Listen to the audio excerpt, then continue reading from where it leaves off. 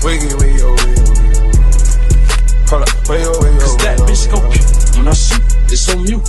That bitch go pew when I shoot, it's on mute. Assalamualaikum warahmatullahi wabarakatuh. Perkenalkan, nama saya Fitri Ausiana Rahma dari Ilmu Komunikasi. Di sini saya akan menyampaikan jurnal yang berjudul Keraton Kanoman. Sejarahnya pada abad ke-15 sebelum menjadi Keraton Kanoman, daerah ini hanya sebuah pemukiman kecil bernama Tegal Alang-Alang. Kemudian Pangeran Walangsungsang yang dikenal juga sebagai Pangeran Cakrabuana berhasil mengembangkan dan menguasai daerah tersebut serta mendapatkan pengakuan dari ayahnya, Prabu Siliwangi, untuk menjadi pemimpin. Pada 1479, Pangeran Walangsungsang menobatkan Syarif Hidayatullah, yaitu anak dari adik perempuannya, Nyai Santang, sebagai tunggung, yaitu gelar bagi kepala daerah. Penobatan tersebut tersiar hingga Kesultanan Demak sehingga Syarif Hidayatullah diberi gelar oleh para wali di Demak sebagai penata agama di tanah Sunda dengan nama Sunan Gunung Jati. Selama memimpin Cirebon, Sunan Gunung Jati meningkatkan pembangunan Kesultanan Cirebon dengan menjalankan program-program pemerintahan. Ia mendapatkan gagasan untuk membangun masjid, kemudian mengirim utusan untuk meminta tanggapan kepada Sultan Demak dan para wali terhadap gagasan tersebut. Keinginan Sunan Gunung Jati mendapatkan respon positif dari Raden Fatah dan para wali.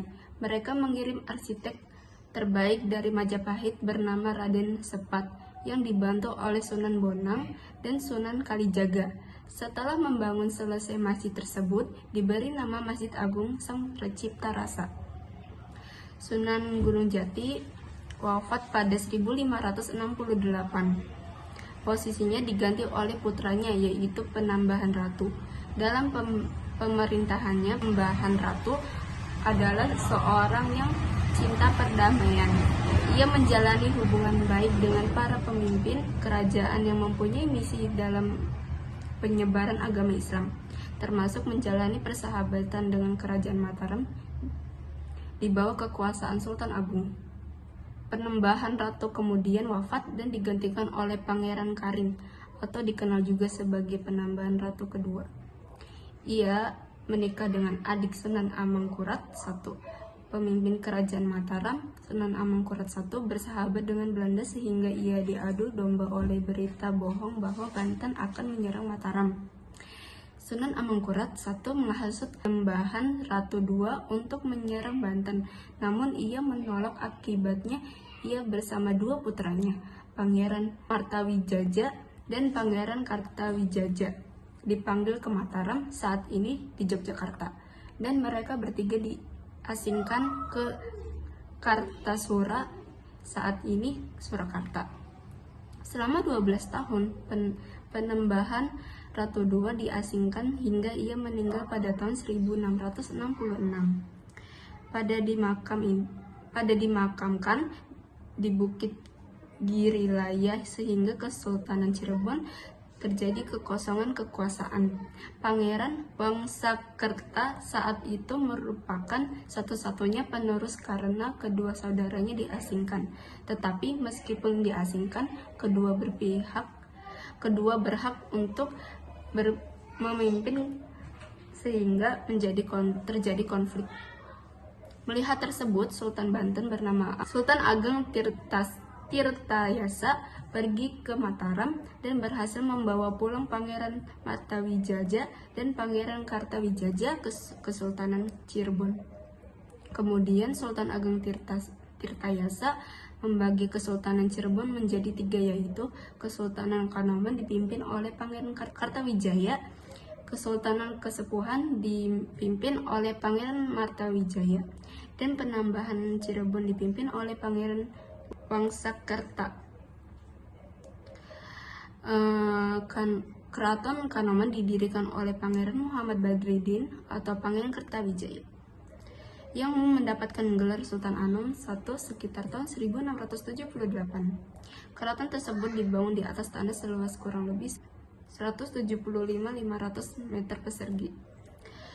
Tahun berdirinya Keraton Kanoman tertulis dalam sebuah gambar yang ada di pintu Jinem Keraton Kanoman yang menggambarkan matahari berarti 1, wayang Dharma Kusuma yang berarti 5, bumi berarti 1, dan binatang Kamangmang yang berarti 0, sehingga menunjukkan angka tahun 1510 Saka atau 1588 Masehi.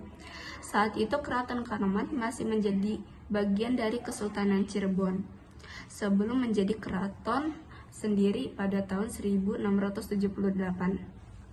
Keraton Kanoman dibangun menghadap ke utara dan membujur hingga ke selatan.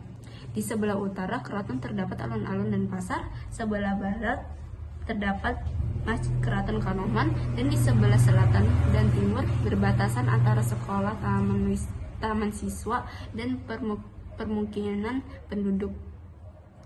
Alun-alun berfungsi sebagai tempat upacara besar, prajurit, dan kegiatan lainnya. Saat itu, alun-alun digunakan sebagai area publik. Sebutan alun-alun diambil dari kata alun, yang artinya ombak. Di tengah alun-alun terdapat pohon beringin yang berkelilingi pagar waringin kinurung. Waringin berarti pohon beringin, dan kinurung artinya adalah terkurung.